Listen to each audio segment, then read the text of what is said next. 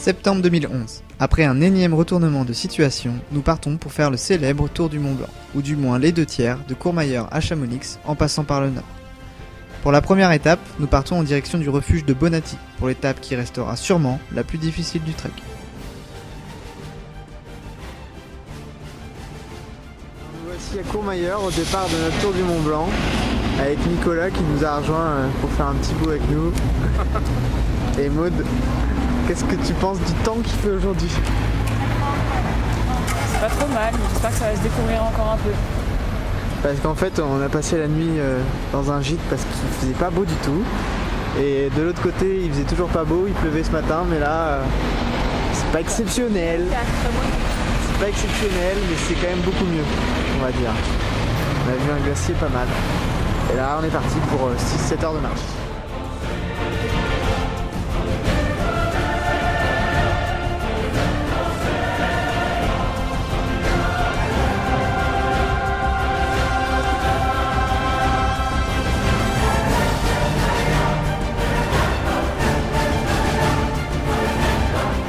Voilà, à 2000 mètres d'altitude.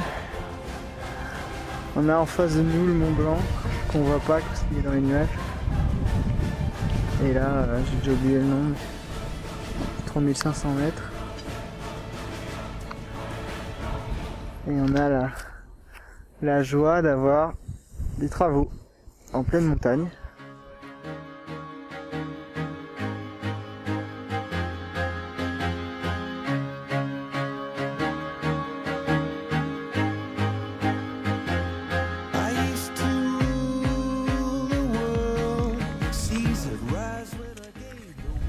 Ça te plaît? Ouais, écoute, c'est chaud le premier jour. Hein. T'as pas eu peur des vaches? Ça va, j'ai vu Pierre.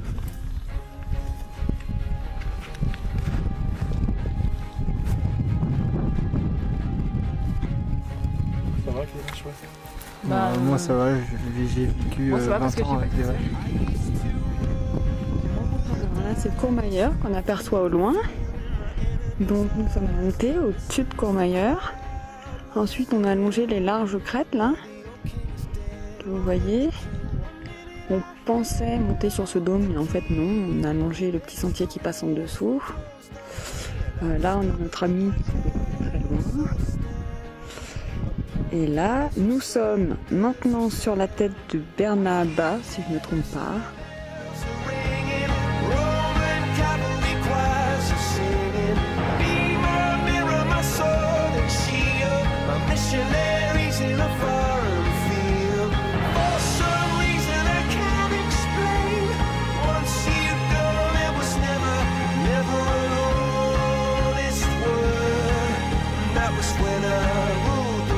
Le coucher du soleil sur le Mont Blanc, qu'on n'a pas vu de la journée mais qu'on voit enfin. C'est beau. Et donc on est arrivé après une très dure étape au premier refuge qui nous a dit qu'on n'avait pas le droit de bivouaquer. Et donc on s'est mis un petit peu plus loin, entre deux ruines de maisons.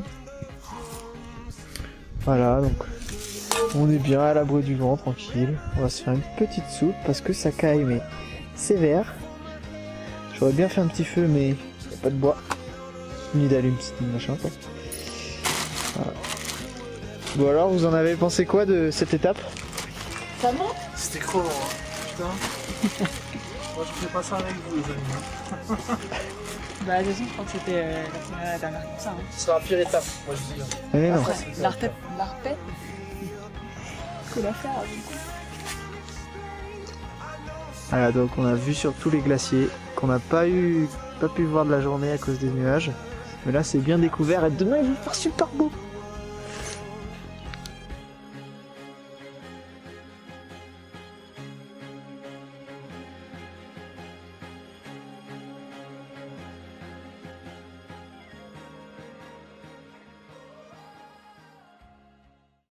Après une nuit des plus fraîches, nous quittons l'Italie pour rejoindre la Foulie en Suisse. Et c'est au niveau de la frontière que nous aurons notre premier coup de cœur avec le mont Cervino. Voilà, on est prêt à repartir. On n'a pas bien dormi parce qu'on a eu super froid. Il a fait au moins 0 degré je pense, au plus même. Le soleil est toujours pas levé, il est 9h. On voit le Mont Blanc. C'est super beau.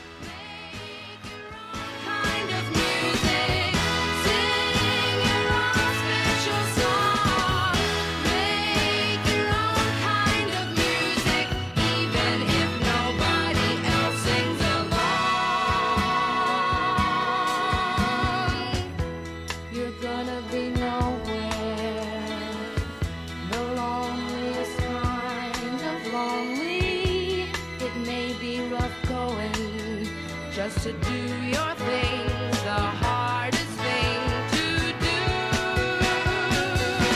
But you gotta make your own kind of music, sing your own special song, make your own kind of music, even if nobody else sings along.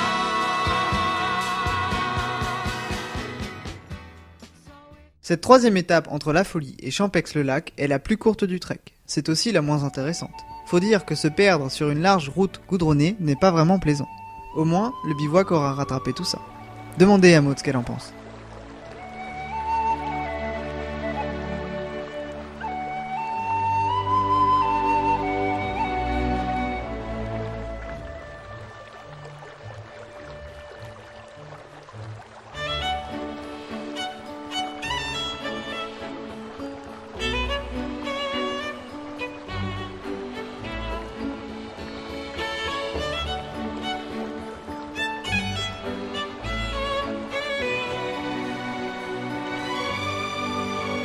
Voilà, moi t'es pas très réjoui parce qu'on fait quelque chose qui pas bien.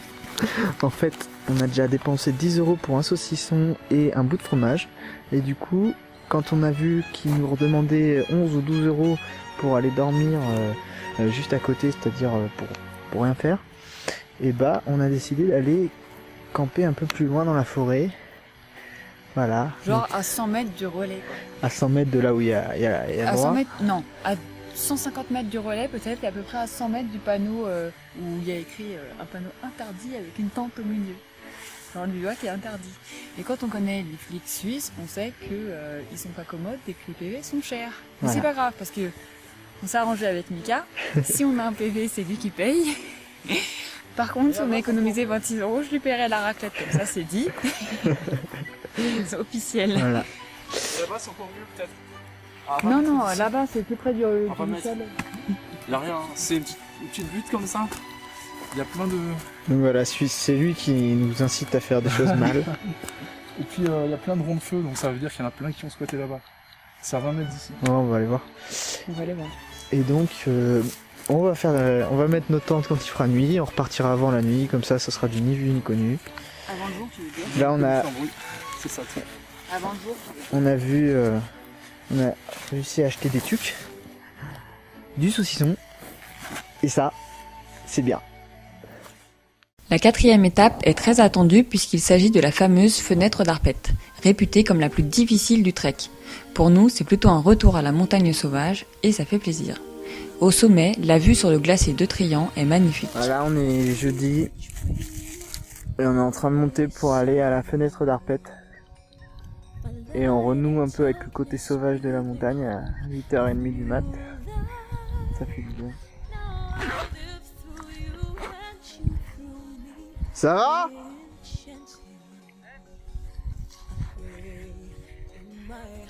Ouais.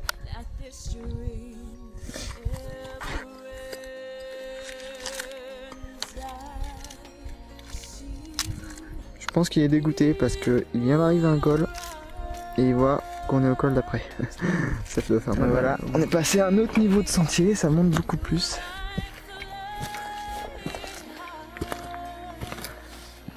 C'est vraiment magnifique, ça change vraiment d'hier, c'était nul hier.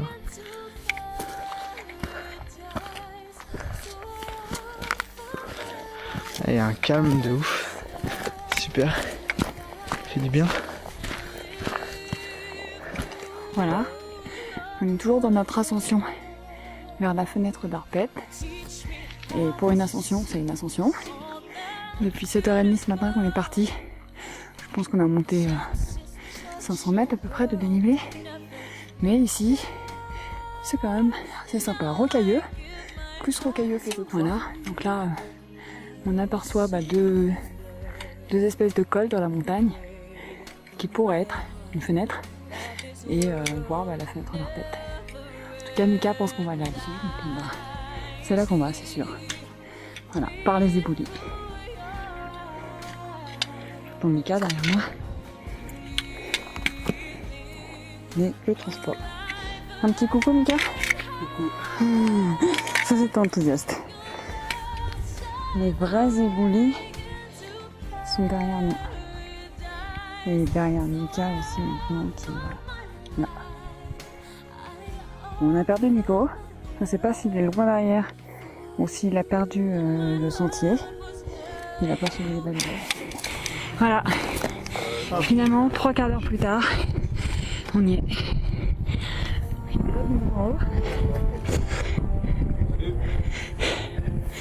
Et puis il y a Nico qui est quelque part en bas du coup, mais voilà. C'est la fin maintenant pour Nico aussi. Ça a l'air dur là.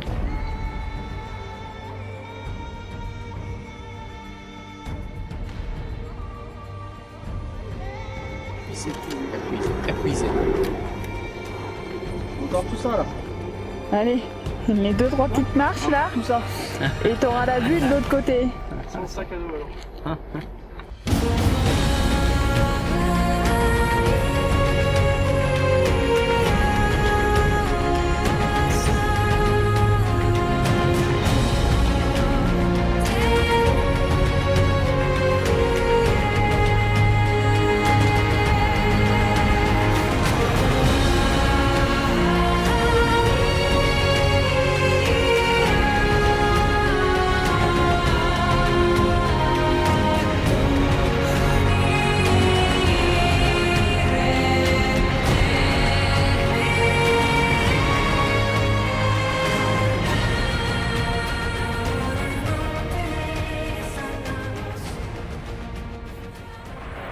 Voici le glacier de Trian. C'est beau. C'était le plus beau, je vous Il y a plein de gens. C'est quand même une sacrée autoroute autour du Mont Blanc. On se demandait ce qui faisait ce bruit-là depuis un petit moment. Hein. On espérait qu'il n'y ait pas encore des travaux ici. Et en fait, c'est un moulin. Avec un petit marteau. And I need you, and I miss you, and now I wonder if I could fall into the sky. Do you think time would pass me by? Donc voilà où on va passer la nuit, dans cette espèce d'aire de bivouac qui coûte 3 francs la nuit par personne.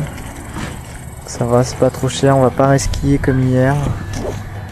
Bon, c'est moins drôle, faut avouer, mais bon. Maud elle est pas très aventurière alors. C'est pas quand on a beaucoup de choix non plus. Hein. Et Montre-leur où on peut aller dormir. on peut aller dormir là-bas, dans les prairies, Voilà, sachant que dès que ça dans va la commencer, forêt. dès que ça va commencer à monter, on pourra plus poser de tente. Donc le seul point positif d'être ici, c'est qu'on a de l'eau. Un lavabo et un toilette. Voilà. Parce que le torrent il est un peu dégueulasse. Et ici, c'est pas du luxe, Du coup, mais on a- presque. On n'a pas d'eau chaude mais bon. C'est pas grave, de toute façon. Mais au moins on a une belle vue sur le glacier de Trian. Belle étape, normalement, on va passer par le col de Balme et le col des Posettes. La vue devrait être pas mal, on devrait retrouver notre Mont Blanc. On est quand même venu ici pour ça. Ça fait 2 jours qu'on l'a pas eu maintenant. Et alors l'étape d'aujourd'hui elle était bien? Ah, super. La dernière demi-heure, un peu chiant, faut pas le dire. Puis bon, on est descendu là pour avoir du ravitaillement. On en a eu, franchement, on a mangé du pain super bon. Mais niveau charcuterie sucrerie, un peu déçu quoi. Donc je pense que nous, on est passé pour des tarés, parce que tout le monde a trouvé ça très compliqué, un peu hors norme par rapport à ce qu'on a fait jusque là. Nous, on était contents. Ça montait raide dans les éboulis, c'était sauvage. On était contents. C'est bien.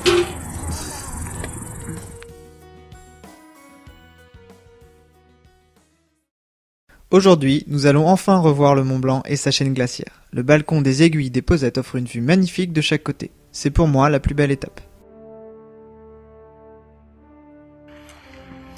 Alors devant nous, c'est le col de Balme, un fameux col sur le tour du Mont Blanc.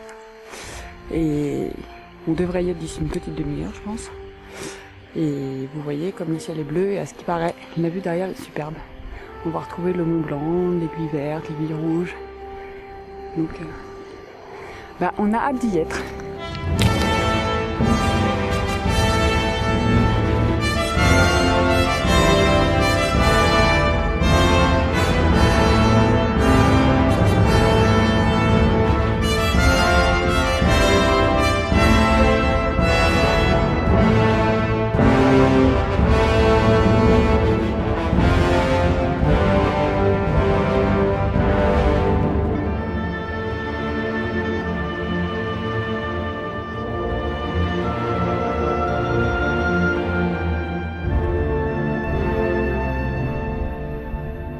C'est beau?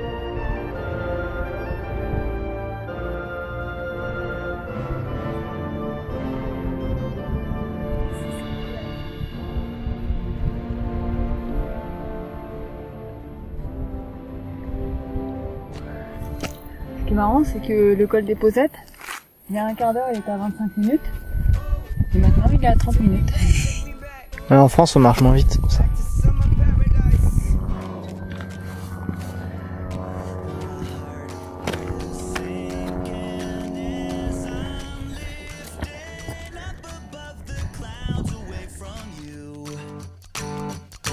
And I can't believe I'm leaving. Oh, I don't know what I'm gonna do. But someday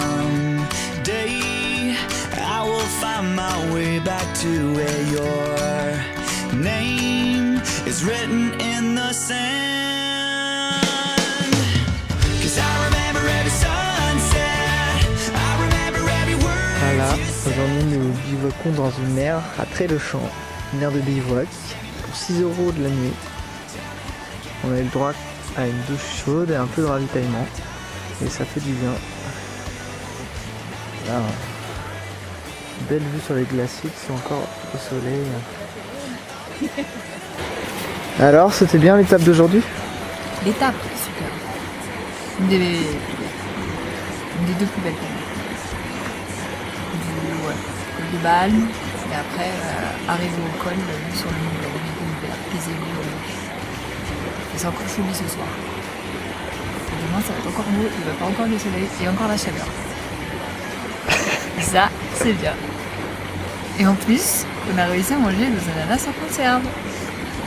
On a eu la bonne idée d'acheter des ananas en boîte, mais ils ont oublié de mettre la languette en Suisse. Et nous, on n'avait pas l'ouvre-boîte. Et là, ce soir, on a mangé avec une charmante demoiselle qui nous a fait un ouvre-boîte. Voilà. On a eu le temps de faire aussi un petit cours d'anglais, parce que ici tout le monde parle sympa. anglais. On a mangé avec un anglophone et puis la demoiselle elle parle anglais aussi. Du coup, la conversation s'est faite en anglais, mais c'est bien pour nous, ça nous apprend. On sait qu'on manque un peu de vocabulaire encore comme ça, on a encore un peu de voyage à faire. Déjà la dernière étape, mais quelle étape! Une vue sur tous les plus hauts glaciers, la mer de glace ou encore l'extraordinaire lac Blanc. Avec un début de parcours sportif et marrant, cette étape constitue évidemment l'une des plus belles. Dommage que les touristes viennent nous gâcher un peu ce plaisir.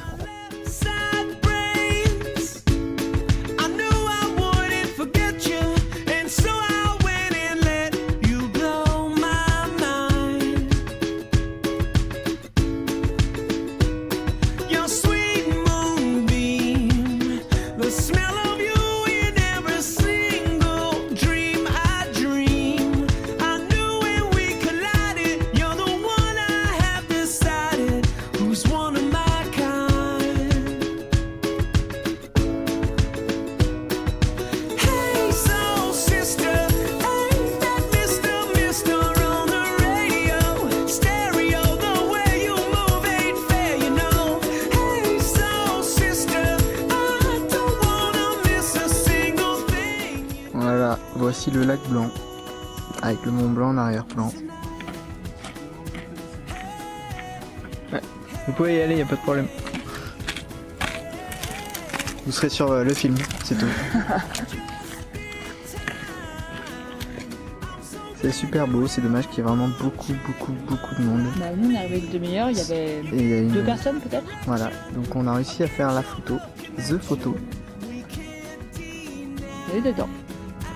Et là maintenant on se mange notre saucisson, notre fromage, notre pain, c'est génial. Parce que Mika aime le fromage. Depuis 2 jours à peu près.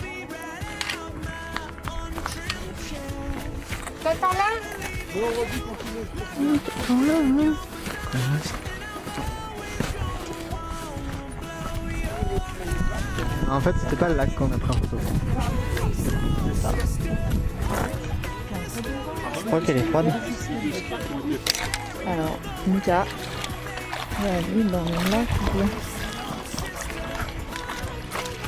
Il trouve ça idiot d'aller au lac blanc.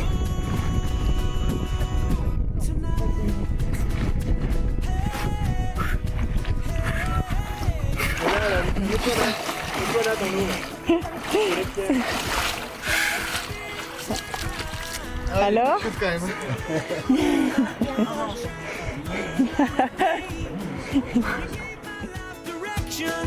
A game show